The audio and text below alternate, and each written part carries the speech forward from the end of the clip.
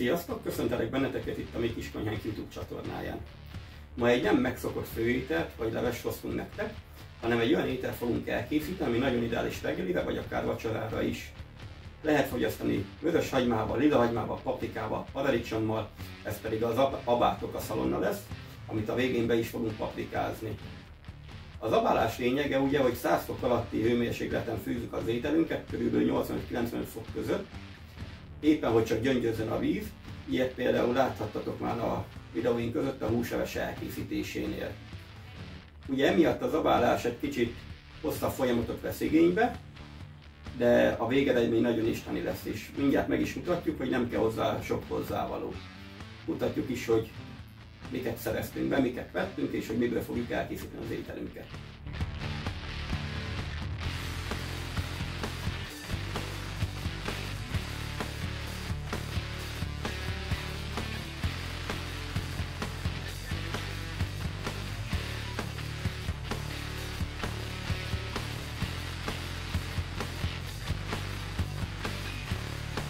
Amint láttátok, nagyon szép tokaszalonnát sikerült beszerezni a hentesnél, aminek innen a tetejéről mi már le is rágtuk a mirigy réteget. Van, aki rajta szokta hagyni, mi levágjuk, mert így szebben mutat.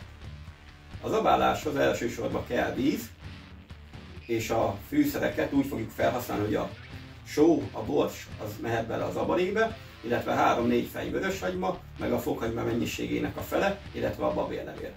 A fokhagymának a másik felét azt majd akkor fogjuk felhasználni, ha megfőtt a szalonnánk, utána le fogjuk vele kenni, illetve le fogjuk szólni piros paprikával. De mutatjuk is a folyamatokat. Na, itt is vagyunk, elő is készültünk, igazából csak a hagymát kellett meghámozni, meg a fokhagymát, illetve a vöröshagymát negyedelni. Ezután fogom magam és szépen beleteszem a tokaszalonnát a vízbe. Mi most öntött vasba fogjuk főzni, de ugye ezt meg lehet főzni sima edénybe, lábasba, amiben szeretné az ember. Bár azt mondják, hogy az öntött vasba készült ételeknek finomabb íze van és jobban átveszi a hőt. Na akkor hozzáadjuk szépen a hagymákat.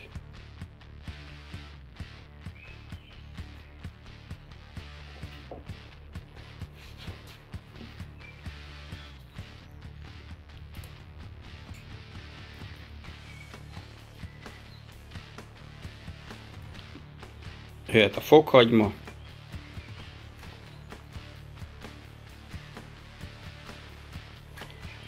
Majd a fűszerek, a só. Ez olyan másfél evőkanálnyi lehetett körülbelül. Jöhet a szemes bors, illetve a 3-4 darab babérlevél. És akkor ezt így, ahogy van lefedve, egy olyan 2,5 órán keresztül főzzük fedő alatt, majd közben visszatérünk egyszer alánézni, és akkor mutatjuk is, hogy áll az ételünk.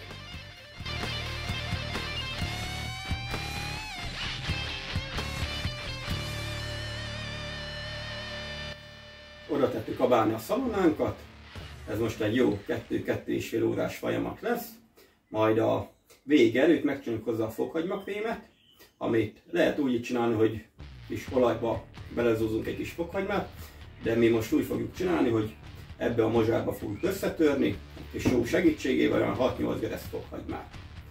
De addig van időnk még bármit itt csinálni. Én most kiszoktátok egyet kedves egészségetekre.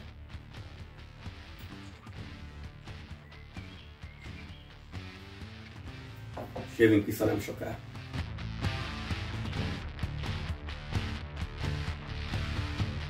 Na, visszajöttünk, körülbelül a fél időnél járunk, mindjárt meg is mutatjuk nektek, hogy áll a szalonnánk. Közben én oda tettem egy tepertőt is sülni, de azt majd egy másik videóban fogjuk megmutatni, hogy hogyan csináljuk. És koncentráljunk a szalonnára. Így áll a szalonnánk, látszik, hogy csak gyöngyözik, nem forr, ez biztos, hogy 100 fok alatt fő. Még egy olyan körülbelül 1 óra 10 perc van hátra. Itt van az említett tepertő is, de ezt majd egy másik videóban mutatjuk. Mindjárt kész van a szalonnánk, ezért gyorsan megcsináljuk hozzá a fokhagymakrémet, amihez használunk 7-8 geresz fokhagymát és egy kis sót, és akkor a mozsárral összetörjük. De aki akarja, ő csinálhatja például keverőgépbe, apróra is vághatja, a fokhagymát úgy teszi bele olajba. Mi most ezt a módját választottuk. Nézzük is, hogy csináljuk.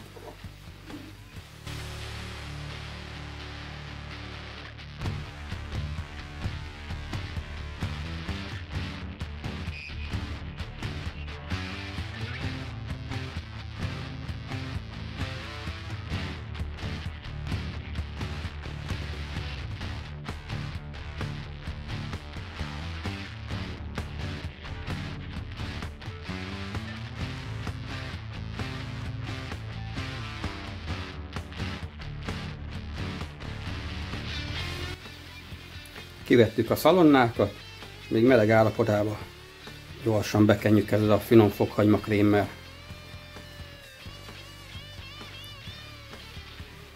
Van, aki beszokta vagdalni a szalonnákat, mi most nem foglalkozunk vele. Szerintem ugyanúgy belejut a belsejébe a finom fokhagyma íz. Felét az egyikre, felét a másikra szétkenjük.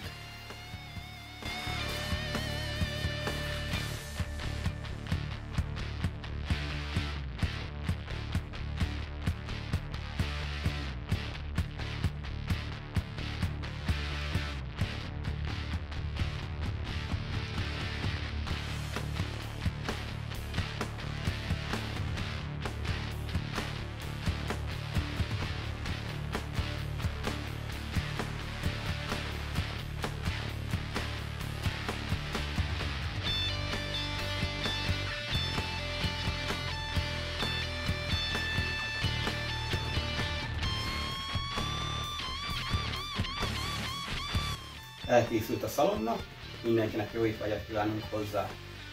Egy kicsit ki kell hűlni, utána egy pár órára betenni a hűtőbe, és mikor kihűlt, utána fogyasztható is. Lassan készen a tepertünk is, szóval holnap egy nagyon fejedelmi reggelink lesz.